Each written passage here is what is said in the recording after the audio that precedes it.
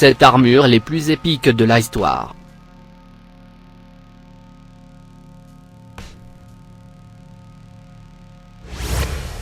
Numéro 7. Armure de lion. On pense que l'armure de lion de France est aujourd'hui au Metropolitan Museum of Art de New York, et que sa décoration est attribuée à l'orfèvre et graveur française Etienne Delaune. Conçue pour être utilisée dans l'apparat, l'armure était en or, en argent et en acier, avec des garnitures en cuir et en velours rouge. Il a été créé pour Henri I de France comme vêtement de cérémonie. Les chiffres en relief sur le plastron et le dos sont destinés à refléter ses réalisations militaires. L'armure est devenue une forme élaborée et ornée de l'art de la Renaissance. Numéro 6. Armure de chevalier doré. Qui ne connaît pas la série mythique de dessins animés, Les Chevaliers du Zodiaque? C'était une étape importante en termes d'action et de fantaisie dans le monde des séries d'animation. Ils étaient des guerriers capables de stocker le pouvoir même des stars, et où leurs vêtements de combat étaient une armure fantastique, d'un design et d'un pouvoir incroyable. Les armures étaient en bronze, en argent et en or. Actuellement, Bandai a créé à l'échelle réelle certaines de ces armures d'aspect dur et fantastique. Logiquement, ce n'est pas du vrai or, mais c'est l'aspect qu'ils ont donné à une telle armure colossale.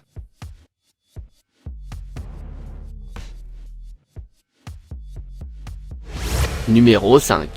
Lorica segmentata romaine. L'omniprésent Lorica segmentata est l'un des tropes de la Rome antique, avec sa juste part de représentation dans la culture populaire. En termes de design, l'armure était composée de bandes métalliques disposées horizontalement de manière à se chevaucher dans le sens descendant. La configuration comprenait essentiellement le torse en deux moitiés, avec attache à l'avant et à l'arrière. De plus, l'armure était renforcée par des protège-épaules, assurant ainsi la protection du haut du corps. Ils font partie de l'histoire romaine. Numéro 4. Armure de Dric. Ce costume complet d'armure de Dric a été construit et porté par Zrio88, un artiste qui se fait appeler ainsi, qui est visiblement un magicien dans la fabrication de ce matériel. Il est un amateur qui fabrique des armures et des armes de jeux vidéo fantastiques. Le design principal de Dric Armor possède un design incroyablement sombre et sinistre, qui semble avoir une inspiration plus gothique et mythologique. L'armure elle-même a un modèle unique avec une palette de couleurs métalliques et un aspect unique.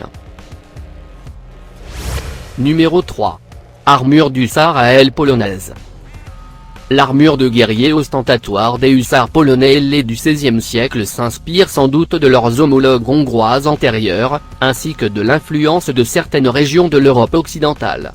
Cependant, au XVIIe siècle, lorsque l'armure de guerrier de cette force de cavalerie d'élite en était à son stade le plus stylé, l'inspiration était clairement empruntée à l'Est. Les cuirasses richement polies étaient accompagnées de casques, de lances, d'épées et même d'armes à feu. Mais la caractéristique unique de l'armure d'hussard ailé est liée à la partie ailée. Numéro 2. Armure du comte Clifford. Sir George Clifford a laissé derrière lui l'un des exemples les plus exquis d'armure encore en vie. C'est sans doute le plus bel exemple d'armure anglaise conservé à Greenwich. Il s'agit d'un harnais complet avec pièces d'échange. Après la mort de Sir George, sa fille, la baronne Anne, a placé l'harnais et de nombreux autres biens de son père dans l'un de ses biens hérités. Il y resta jusqu'à 1923, date à laquelle il fut vendu à Clarence Maca, un antiquaire. Il a ensuite été vendu au Metropolitan Museum of Art, où il se trouve encore aujourd'hui. Numéro 1. Armure de samouraï. Les armures japonaises ont une longue et riche histoire. Au cours des siècles, ces types d'armures ont connu des développements extrêmes depuis son introduction dans la guerre et sur le champ de bataille. Il y a plus de 150 ans, la classe des samouraïs s'était officiellement dissoute. Cependant, son armure élaborée est toujours reconnue internationalement comme une pièce emblématique. Ceci était également connu pour afficher la vertu et la force de l'armée japonaise. Les guerriers samouraïs étaient connus comme un groupe d'élite d'individus strictement entraînés.